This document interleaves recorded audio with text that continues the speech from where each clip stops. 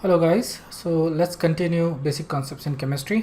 यहाँ पे अपन जो देख रहे हैं that is called as gravimetric analysis. इसी को अपन स्टोइकियोमेट्रिक भी बोलते हैं, ठीक है ना। तो यहाँ पे सबसे ज़रूरी चीज़ जो होती है कि before we go there, okay, before we discuss gravimetry और स्टोइकियोमेट्री, हमको सबसे पहले जो आना चाहिए that is mole concept. Okay, तो तुमको याद होगा मोल कॉन्सेप्ट में अपन ने कन्वर्जन्स देखे थे, मास to mole, mole to mass, उसी तरह से volume to mole, volume to mass and volume to mole, इस तरह के कन्वर्जन्स अपन ने देखे थे। तो ये कन्वर्जन्स का अप्लीकेशंस बोले तो gravimetry, okay, in a chemical reaction इसको अपन अप्लाई करते हैं, ये जितने भी कन्वर्जन्स होते हैं। इसका मतलब सबसे इंपॉर्टेंट चीज़ है कि तुमको ये कन्वर्जन्स फ्लुएंटली आना चाहिए, ओके। इसके लिए मैंने जो तुमको वर्कशीट दिया था उसको अच्छे से सॉल्व करो, ओके। और इसके बाद और भी मैं अभी तुमको वर्कशीट्स देने वाला हूँ। So make sure that you know how to use these conversions before you actually do this, okay. Otherwise क्या होगा, यू विल फील लॉस्ट और अननेसेसरीली डिस्करेज हो जाओगे तुम लोग, और फिर अननेसेसरीली तुमको केमिस्ट्री डिफ़िकल्ट लगने लगेगा। लेकिन अगर तुमको जो कन्वर्जन्स है वो बहुत अच्छे से आते हैं तो this is going to be more sensible, इसमें थोड़ा इंटरेस्ट भी आएगा तुमको, और तुमको केमिस्ट्री में भी इंटरेस्ट आएगा और आसान लगने लगेगा। Remember that this is very important that you know the mole convergence, okay. तो यहाँ पे ग्रेविमेट्रिक एनालिसिस जो है is the measurement of masses of solid और लिक्विड और वॉल्यूम ऑफ गैसेस, ठीक है ना। सो measurement of masses of solid, liquid and gas भी बोल सकते हो तुम, ओके। तो हम लोग मासेस मेजर करेंगे for solid, liquid and gas, ये तीनों स्टेट के लिए। और वॉल्यूम जो है that is only applicable for gases. तो गैसेस के लिए मास भी अपन देख रहे हैं और वॉल्यूम भी देख रहे हैं, और सॉलिड और लिक्विड के लिए we are going to look at only masses, okay. और अगर डेंसिटी दी है तो फिर लिक्विड का वॉल्यूम भी तुम मेजर कर सकते हो, ओके। बट फॉर दैट उसके लिए लिक्विड की तुमको डेंसिटी दिए रहना ज़रूरी है। तो यहाँ पे इस तरह के कन्वर्जन्स अपन करते हैं यूजिंग केमिकल रिएक्शंस, ओके। और यही है एप्लीकेशंस। तो जब हम केमिस्ट्री के हार्ड टॉपिक्स देखते हैं तो उसमें इसी तरह के कन्वर्जन्स हमको करने पड़ते हैं। तो this is very important for the entire chemistry. This is अभी तक अपन ने जो कुछ भी देखा है उसका ये टर्निंग पॉइंट है बेसिकली, ओके। उसका पूरा एप्लीकेशंस हमको यहाँ पे देखना है। तो इसके पहले जो भी हमने सीखा था, स्पेसिफिकली जो मोल कॉन्सेप्ट हमने देखे थे, वो बहुत अच्छे से तुमको आने चाहिए, ओके। तो यहाँ पे हम 3 टाइप के कन्वर्जन्स देखेंगे, mass to mass relationship, mass to volume relationship and volume to volume relationship, okay. ये 3 टाइप के रिलेशनशिप हमको देखने पड़ते हैं। देखो यहाँ पे अपन मोल की बात नहीं कर रहे, क्योंकि केमिकल रिएक्शंस में मोल को हमको कन्वर्ट करना पड़ता है आइदर इनटू मास और इनटू वॉल्यूम, क्योंकि फाइनल हम आंसर जो है हमको या तो मास में लिखना पड़ता है या तो वॉल्यूम में लिखना पड़ता है। तो इसीलिए ये जो कन्वर्जन्स है, ये 3 कन्वर्जन्स हम लोग देखने वाले हैं ग्रेविमेट्रिक एनालिसिस में, ओके। तो सबसे पहला देख रहे हैं अपन मास टू मास रिलेशनशिप। यहाँ पे एक एग्जाम्पल के थ्रू ही इसको समझने की कोशिश करते हैं। तो देखो यहाँ पे हमने कैल्शियम कार्बोनेट लिया है। कैल्शियम कार्बोनेट को हीट करता हूँ अगर मैं, तो मेरे को कैल्शियम ऑक्साइड और कार्बन डाइऑक्साइड गैस मेरे को मिलता है, इज़न्ट इट। ये बहुत नोन रिएक्शन है, कैल्शियम कार्बोनेट को हीट करने से कैल्शियम ऑक्साइड और कार्बन डाइऑक्साइड गैस मिलता है, ओके। तो अब क्वेश्चन जो है वो किसी भी तरह से पूछा जा सकता है, ठीक है। मान लो मेरे को ये पूछ लिया कि मेरे पास 1 kg का कैल्शियम कार्बोनेट है, तो मेरे को कितना कैल्शियम ऑक्साइड मिलेगा, इज़न्ट इट। या फिर ये भी पूछा जा सकता है, मेरे पास 10 ग्राम अगर कैल्शियम, 10 ग्राम अगर कैल्शियम कार्बोनेट है तो कैल्शियम ऑक्साइड कितना मिलेगा, या फिर कार्बन डाइऑक्साइड गैस कितना इवॉल्व होगा, मास में या फिर वॉल्यूम में। या फिर ये भी पूछा जा सकता है कि मान लो अगर मेरे को कैल्शियम ऑक्साइड जो है वो निकालना है, वो जैसे मेरे को चाहिए 1 kg अगर बनाना है, तो उसके लिए मेरे को कैल्शियम कार्बोनेट कितना यूज़ करना पड़ेगा, इज़न्ट इट। तो ये देखो, ये रेसिपीज़ है बेसिकली, ओके। सो जैसे अपन रेसिपीज़ देखते हैं कि मेरे को इतना बनाना है तो उसके लिए मेरे को क्या क्या इंग्रेडिएंट्स कितने कितने प्रोपोर्शंस में लेने पड़ेंगे, इज़न्ट इट। तो ये हम कुकिंग के वक्त ऑब्वियसली यूज़ करते हैं, लेकिन this is applicable to pretty much everything. You want to build something, तो you don't just start building stuff, okay. You calculate कि तुमको रॉ मटेरियल कितना लगेगा और उसके हिसाब से तुम वो चीज़ बिल्ड करते हो, इज़न्ट इट। अगर तुम्हारे पास रॉ मटेरियल कम है तो ऑब्वियसली तुम कम चीज़ें बिल्ड करोगे, ओके। और अगर रॉ मटेरियल ज़्यादा है तो ज़्यादा चीज़ें बिल्ड कर सकते हो। तो तुमको कितना बिल्ड करने का है उसके हिसाब से तुम तुम्हारे रॉ मटेरियल की क्वांटिटीज़ सिलेक्ट करते हो, इज़न्ट इट। तो यहाँ पे हम लोग वही देख रहे हैं सिर्फ at a molecular level. Understood है? इसीलिए हमको ये सारी चीज़ें कन्वर्जन्स जो थे देखना था अपने को। Okay, so you are looking at all of this at molecular level, so let's see how that actually works out. Okay, लेकिन सबसे पहले ये जो इक्वेशन है, इस इक्वेशन का मीनिंग समझ लो, ठीक है ना। तो जैसे कैल्शियम कार्बोनेट को अगर मैं हीट करता हूँ तो कैल्शियम ऑक्साइड मेरे को मिलता है और कार्बन डाइऑक्साइड गैस मेरे को मिलता है। तो ये इस तरह का जो मैं अभी बता रहा हूँ ये हमने ऑलरेडी एक बार देख चुके हैं, लेकिन इसको और पक्का करने के लिए रिपीट कर रहा हूँ मैं।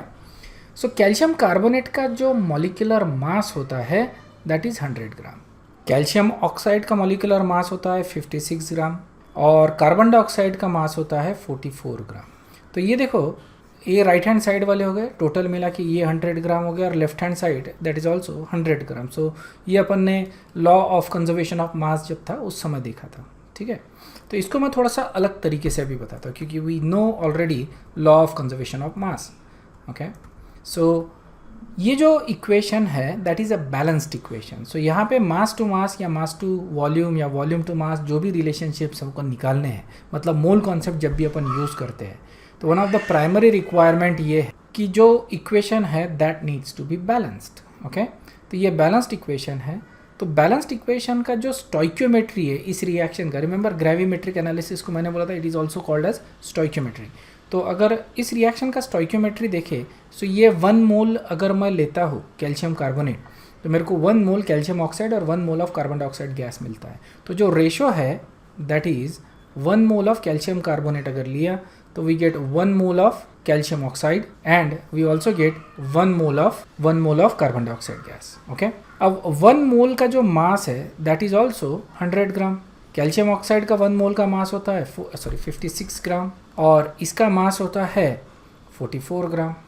ओके, और इसका वॉल्यूम भी होता है, सो ये 1 मोल रहने के वजह से it is going to be 22.4 litre. Okay, अब मैं ये जो रिलेशनशिप है ये मेरा बैलेंस्ड इक्वेशन से ये फैक्चुअल रिलेशनशिप है, बैलेंस्ड इक्वेशन से ये मेरा फैक्चुअल रिलेशनशिप हो गया और इसको मैं किसी भी तरह से अभी यूज़ कर सकता हूँ to solve any type of problem, ठीक है। तो मैं मोल वाला कॉन्सेप्ट यहाँ पे नहीं यूज़ करूँगा। ओके, मतलब obviously to get to this I use the mole concept, but इसके बाद we don't want to use mole concept in gravimetry.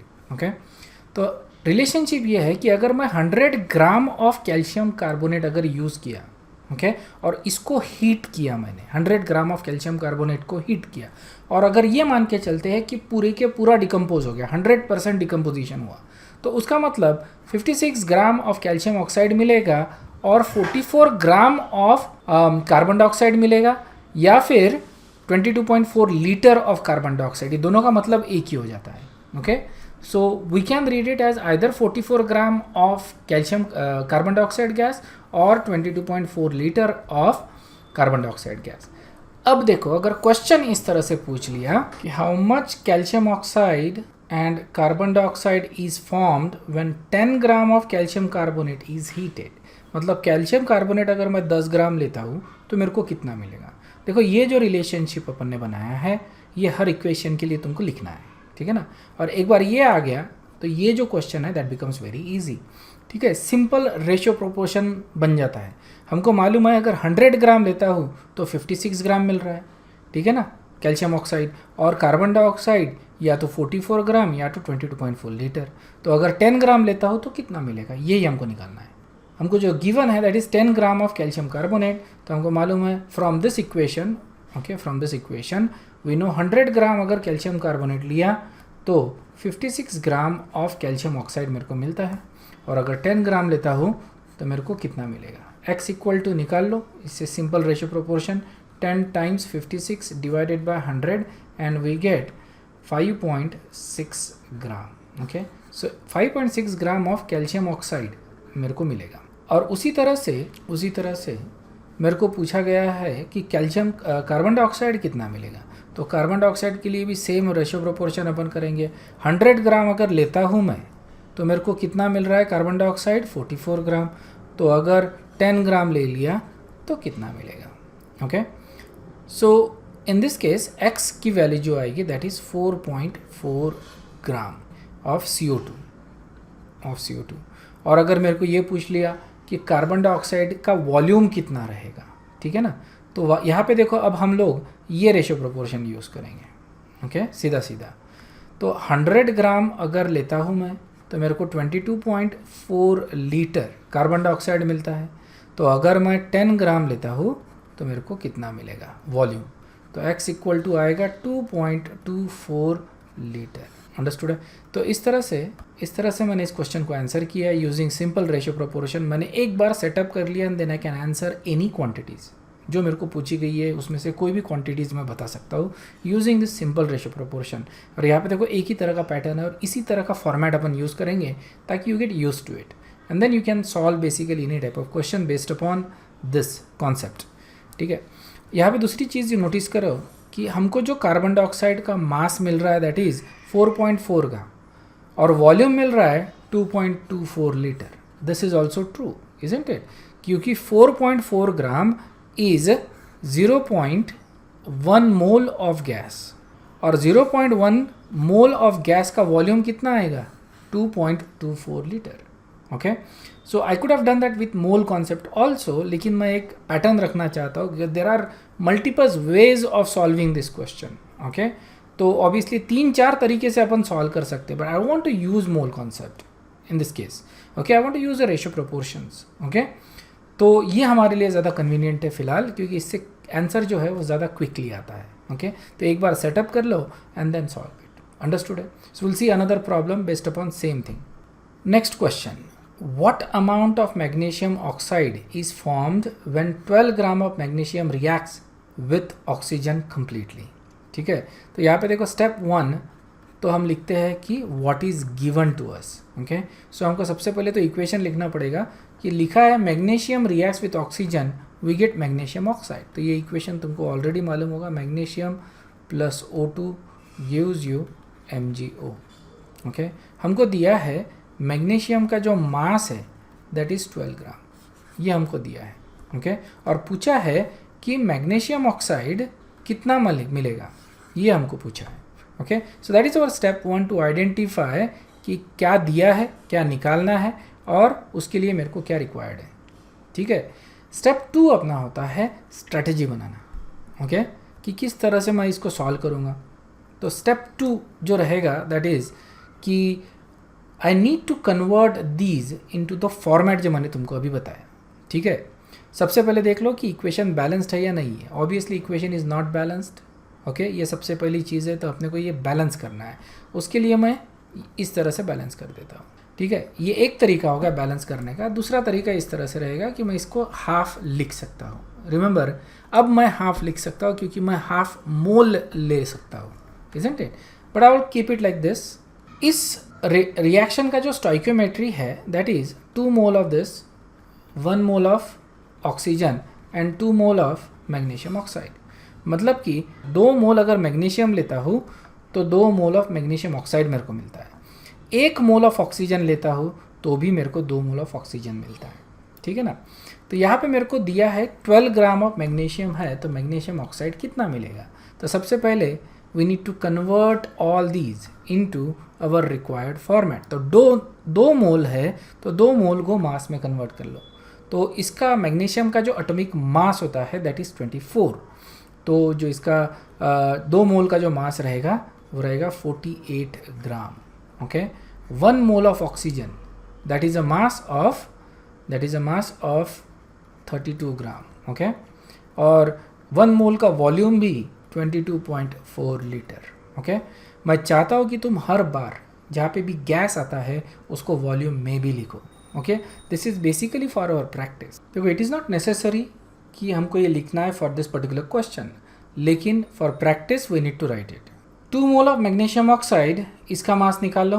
ठीक है, मैग्नीशियम जो है दैट इज़ 24 और ऑक्सीजन इज 16, तो 1 मोल होता है मैग्नीशियम ऑक्साइड का 40 और 2 मोल हो जाएगा 80 ग्राम। Okay, and if you look at it, the left hand side and the right hand side should be equal in masses, and that is what we get। इसका मतलब हमारा ये conversion सही है। Alright, now answering the question that is done। So that is the part we wanted to get done, और अब everything else is easy। मेरे को सिर्फ रेशो प्रोपोर्शन से 12 ग्राम में कितना मेरे को मैग्नीशियम ऑक्साइड मिलेगा ये मेरे को बताना है।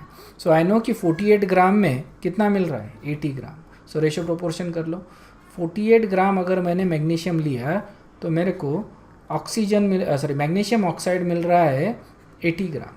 तो 12 ग्राम अगर लेता हूँ तो कितना मिलेगा, तो x equal to 80 times 12 divided by 48 और हमारा आंसर आएगा इसमें 20 gram. Okay, and that is our answer. तो 20 ग्राम ऑफ मैग्नीशियम ऑक्साइड हमको मिलेगा। We could have done this with the mole also, ठीक है ना, but that's a different thing. As I said I don't want to confuse you, लेकिन एक general तरीका ये है कि मैं इसको कन्वर्ट कर लेता हूँ मोल में। ऑलराइट, हमको ये मालूम है कि 2 मोल अगर लेता हो तो मेरे को 80 ग्राम मिल रहा है, 2 मोल के लिए 80 ग्राम मिल रहा है। तो मैग्नीशियम ये अगर लेता हूँ मैं, ठीक है, सो 2 मोल इज़ सो मैग्नीशियम जो होता है that is 0.5 mole, isn't it.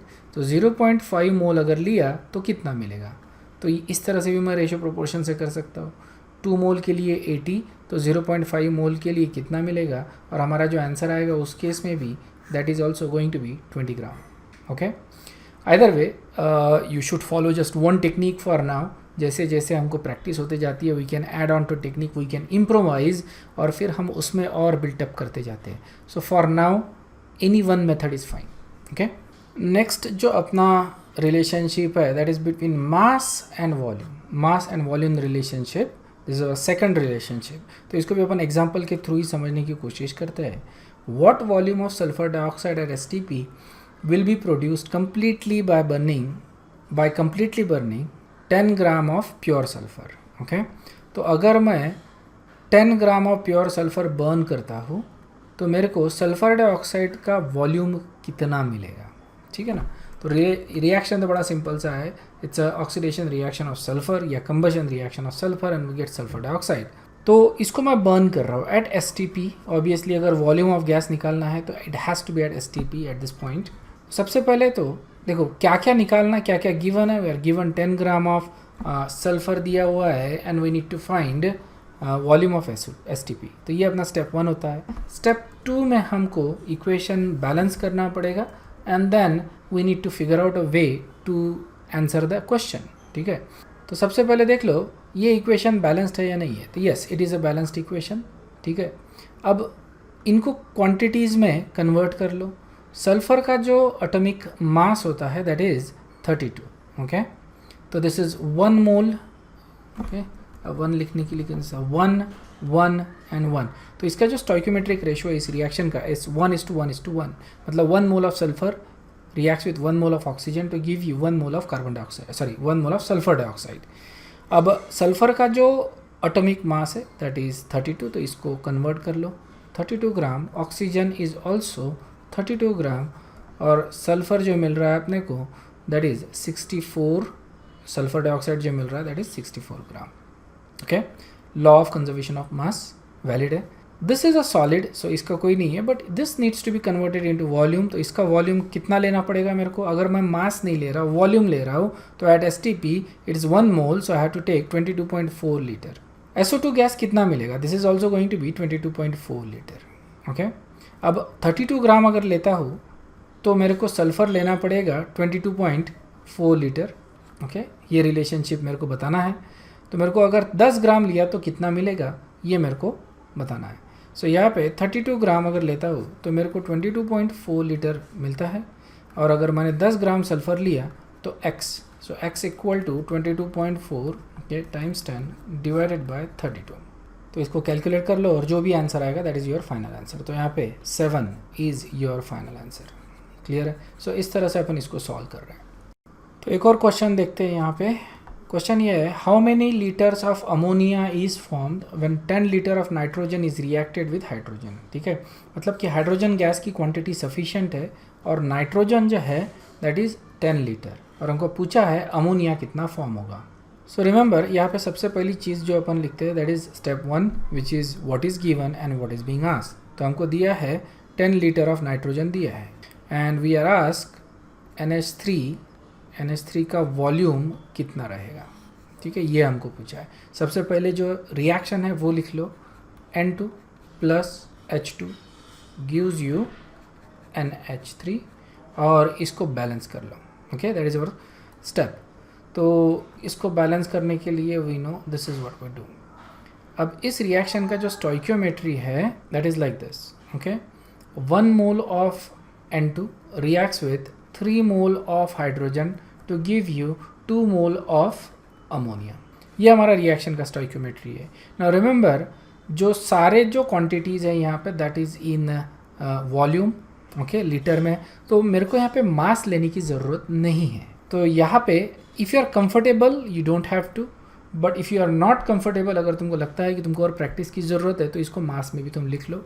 तो 1 मोल नाइट्रोजन होता है 28 ग्राम, 3 मोल हाइड्रोजन होता है 6 gram and 2 moles of ammonia ये होता है 34 ग्राम। ओके, तो ऐसा लिख लो and then you can convert that into mass, but we are not going to do that. 1 mole of nitrogen, क्योंकि सारे के सारे गैशियस क्वांटिटीज़ है, तो 1 mole of nitrogen is 22.4 litre. Okay, 3 moles of hydrogen is 3 times 22.4 liter and 2 moles of ammonia is 2 times 22.4 liter. Simple enough, बराबर है। इस तरह से अपन लिख रहे हैं उसको। ये अपना रिएक्शन का स्टोइकियोमेट्री हो गया, ठीक है। अब क्वेश्चन देखो, अगर मैं इतना लीटर लेता नाइट्रोजन तो मेरे को इतना लीटर मतलब 44.8 लीटर ऑफ अमोनिया मिल रहा है। 22.4 लिया तो 44.8 लीटर मेरे को ये मिल रहा है। तो अगर मैं 10 लीटर लेता हूँ तो मेरे को कितना मिलेगा? तो x निकालना है। x के लिए we can go with ratio proportion. तो यहाँ पे x इज इक्वल टू हो जाएगा 2 टाइम्स 22.4 टाइम्स 10, ठीक है। ये इक्वेशन इसको मल्टीप्लाई कर रहा है डिवाइडेड बाय 22.4। यहाँ पे देखो जो हाइड्रोजन है उसका कोई काम नहीं है, because we know that we have enough hydrogen, तो इसके क्वांटिटी की कोई ज़रूरत नहीं थी हमको। सो जैसे जैसे तुम प्रैक्टिस करते जाओगे तुमको पता चलेगा कि एग्जैक्टली कौन सी चीज़ अपने को लिखनी है। Okay, and that also requires practice. And यहाँ पे देखो 22.4 लीटर कैंसिल हो जाता है, x is equal to 20 litre. ये अपना फाइनल आंसर रहेगा। तो मेरे को 20 लीटर यहाँ पे मिलेगा। सो x की वैल्यू अपनी में गई 20 लीटर। सो इस तरह से मैं क्वेश्चन को सॉल्व कर सकता हूँ। यहाँ पे मैंने जानबूझ के मल्टीप्लाई नहीं किया। इट्स यूजुअली गुड आइडिया कि जितने भी मल्टीप्लिकेशन, डिवीजन या जितना भी कैलकुलेशन है ये लास्ट स्टेज में रखो, प्रोवाइडेड कि कैलकुलेशन सिंपल इनफ है। बहुत ज़्यादा अगर कॉम्प्लिकेटेड हो जाता है तो it is good idea to solve it as you go.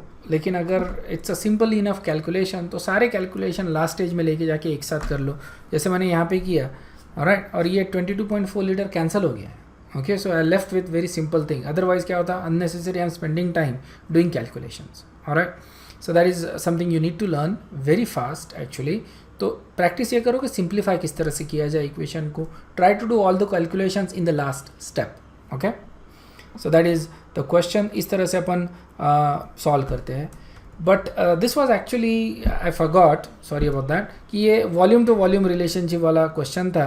I should have done a mass to this question. तो इसको थोड़ा सा मॉडिफाई कर लेता हूँ मैं, ठीक है। तो क्वेश्चन ये है, how much NH3 in litre is produced by 10 kg of nitrogen gas. Almost similar type का क्वेश्चन है। इसमें थोड़ी सी क्वांटिटीज चेंज कर दी। Instead of taking volume of nitrogen मैंने मास ले लिया है। Other than that it is pretty much same. So obviously I am going to skip some of the steps. यहाँ पे सीधा सीधा इक्वेशन लिख लेते। We already know the equation, all of these are gases. लेकिन यहाँ पे मेरे को मास दिया है। सो सबसे पहले जो बनता है अपना, बैलेंस कर लो इक्वेशन। सो 1:3:2 ये अपना रिएक्शन स्टोइकियोमेट्री हो गया। ओके, इसका मतलब ये हो गया कि इसका जो, क्योंकि इसका मेरे को मास चाहिए नाइट्रोजन का, तो we convert that into mass. This is 1 mole of that. So 1 mole of nitrogen is 28 gram. Okay, 3 mole of hydrogen is going to be 6 gram. Okay, हालांकि हाइड्रोजन की अपने को ज़रूरत नहीं है। and this is 2 mole of NH3 is 34 ग्राम। ठीक है, मतलब 28 ग्राम अगर लेता हूँ मैं तो मेरे को 34 ग्राम ऑफ NH3 मिलता है। या फिर 6 ग्राम ऑफ हाइड्रोजन लेता हूँ तो भी मेरे को 34 ग्राम ऑफ अमोनिया मिलता है। ठीक है, एंड देन दिस इज़ 1 मोल। तो 1 मोल का वॉल्यूम अगर चाहिए तो मैं लिख सकता हूँ, यहाँ पे ज़रूरत नहीं है। Alright, so we are not going to write it. But that is going to be 22.4 litre. Okay, 6 mole इसका भी वॉल्यूम लिख सकता हो, ज़रूरत नहीं है क्योंकि ये पूछा ही नहीं है अपने को, इजंट इट. सो ये 3 मोल्स मतलब 3 टाइम्स 22.4 लीटर. लेकिन यहाँ पे अपने को पूछा है कि कितना लीटर लगेगा, ठीक है ना. तो मतलब ये लिखने की ज़रूरत ही नहीं थी. I could have directly written this as 44.8 litre. Okay, मतलब 2 times 22.4, so 2 times 22.4 litre, that is going to be 44.8 litre. ठीक है. तो what I can read is, अगर मैं 28 ग्राम लेता हूँ नाइट्रोजन तो मेरे को अमोनिया कितना मिल रहा है, 44.8 लीटर, इजंट इट. तो अगर मैंने 10 kg लिया तो कितना, तो यहाँ पे सबसे पहला काम जो करना है that is to convert kg into grams. Okay, यहाँ पे in some cases probably make difference, in some cases it doesn't. Alright, you can always convert back it into grams or kg. conversion बाद में भी कर सकते हो, but it is a good idea to actually follow a uniform process when you are learning. तो यहाँ पे 28 grams अगर लेता हूँ मैं, तो मेरे को जो वॉल्यूम मिल रहा है अमोनिया का that is 44.8 gram. I immediately know कि यहाँ पे कुछ कैंसलेशन होने वाला नहीं है, so I am just going with that. And then 10 kg is 10,000 gram. Okay, and that is going to be x. Okay, so this was actually liter, I mistakenly wrote as gram. तो x को calculate कर लो यहाँ पे, x equal to आएगा 10,000. Okay, 10,000 times 44.8 divided by 28. इसको 10 to the power 3 कर दो, sorry 10 to the power 4 कर दो, and you can solve it. और इसको सॉल्व कर लोगे तो तुम्हारा जो भी आंसर आएगा that is going to be the correct answer. Okay, तो यहाँ पे जो आंसर आता है 16,000 litre, that is the correct answer. Okay, इसको थोड़ा सा सिंप्लीफाई करना पड़ेगा तुमको सॉल्व करने के लिए, but I think you can do that, but that is the correct answer. So इस तरह से अपन इसको कैलकुलेट किया है. तो ध्यान में रखना कि this is one way of doing it. There are, अगर तुम दूसरा बुक रेफर करते हो there is going to be different way of doing it, that is also correct. Okay, there are in other book it might be a different way. और ये धीरे धीरे अपन सीखते जाएंगे सारे method, not right now. Okay, we just want to keep it simple, इसलिए ये एक मेथड अपन देख रहे हैं. Different methods of solving it, all of these methods are correct, and that is the way. Okay, that is the way to learn, to know all the method. But you know, if you have capacity you can do that. But मैं suggest करता हूँ कि just follow one method right now. Slow and study is always a good thing. Okay, और जैसे जैसे अपन आगे जाते जाएंगे केमिस्ट्री में, वैसे वैसे अलग अलग मेथड्स अपन देखते जाएंगे. ओके, एक और क्वेश्चन देखते हैं अपन. This is the last question for today. यहाँ पे थोड़ा सा अलग देख रहे हैं अपन, we are reversing the order. यहाँ पे मेरे को प्रोडक्ट दिया है कि मेरे को इतना प्रोडक्ट चाहिए, तो उसके लिए कितना रिएक्टेंट मेरे को लेना पड़ेगा. Alright, same enough, isn't it, simple enough basically. क्योंकि अगर मेरे को कोई चीज़ बनानी है तो उसके लिए मेरे को कितने रॉ मटेरियल लेने पड़ते हैं, ये ज़्यादा प्रैक्टिकल है, isn't it. We just don't start with something. कि कोई भी चीज़ बनानी है तो उसके लिए हम आर्बिट्रली सिलेक्ट नहीं करें, चलो इससे बना के देख लेते कितना बनता है. नहीं, हम डिसाइड करते हैं कि हमको इतना चाहिए और कि उसके हिसाब से हमको रॉ मटेरियल कितना चाहिए, ये हम उसको कैलकुलेट करते हैं. That is more scientific way of doing thing, isn't. That's exactly what we are doing. तो यहाँ पे क्वेश्चन ये है कि if I have to make 500 litre of carbon dioxide, तो मेरे को कैल्शियम कार्बोनेट कितना लगेगा इन kg. ओके, तो equation we already know, so that's why I am not bothering to write down steps. तो यहाँ पे कैल्शियम कार्बोनेट अगर लेता हूँ मैं CaCO3, and if I heat it what I get is CaO plus CO2. तो सारी क्वांटिटीज़ निकाल लेते हैं लगे हाथ. So this is basically ratio is 1:1:1, no problem. 1 mole of इसका मॉलिक्यूलर मास होता है कैल्शियम कार्बोनेट का 100 ग्राम, ये तुम ध्यान में ही रख लो. दिस इज़ ऑल्सो सॉलिड और इसका मॉलिक्यूलर मास होता है 56 ग्राम और इसका मॉलिक्यूलर मास होता है 44 gram. And then these are solid, तो इनको वैसे ही रखेंगे अपन. But this is a gas और यही हमको चाहिए वॉल्यूम में, तो दिस इज़ 22.4 लीटर. तो हमको ये रिलेशनशिप चाहिए. So according to this equation, अगर मैं 100 ग्राम कैल्शियम कार्बोनेट लिया तो मेरे को 22.4 लीटर कार्बन डाइऑक्साइड गैस मिलेगा. ओके, यहाँ पे देखो हम अज्यूम ये कर रहे हैं कि पूरे के पूरा डिकम्पोज हो रहा है या सारे के सारा रिएक्ट हो रहा है. इन रियल लाइफ वैसा नहीं होता है. तो उस केस में क्या करते हैं वो अपन आगे देखेंगे, बट ये आइडियलाइज कंडीशन है। ओके, पूरे के पूरा डिकम्पोज हो रहा है तो अपने को 22.4 लीटर कार्बन डाइऑक्साइड गैस मिलेगा। 500 के लिए कितना लेना पड़ेगा, तो ये सीधा सीधा है 22.4 अगर मेरे को बनाना है इतना, तो उसके लिए कितना लेना पड़ेगा 100 ग्राम।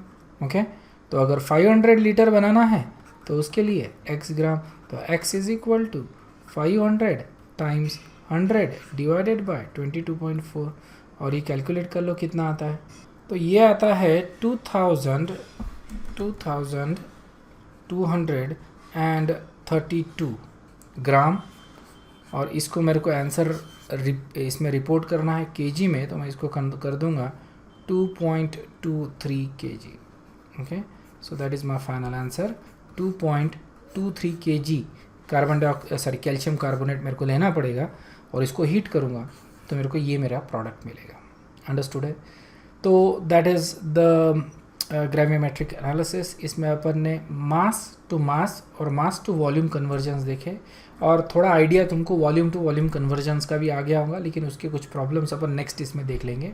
ओके, बट फिलहाल ये जो प्रॉब्लम्स मैंने बताया इसको कैलकुलेट करके देखो, लिख के देखो। सबसे पहले तो क्वेश्चन लिखो और उसको एक अपने बुक में कैलकुलेट करो कि किस तरह से, और फिर then you already know the answer, but you should know how to do this. Okay, this calculations, this is very basic, very important as well, क्योंकि आगे जो है इसकी कॉम्प्लेक्सिटी बढ़ते ही जाएगी। दिस इज़ अ लेवल 1, अभी जो अपन देख रहे हैं that is basically a level 1। फिर इमेजिन करो कि लेवल 2 और लेवल 3 में क्या होगा। Okay, it is going to be a massacre. तो इसके लिए अपना लेवल 1 जो है वो परफेक्ट होना चाहिए। क्लियर है? So I will see you in the next one. Thank you very much, bye bye.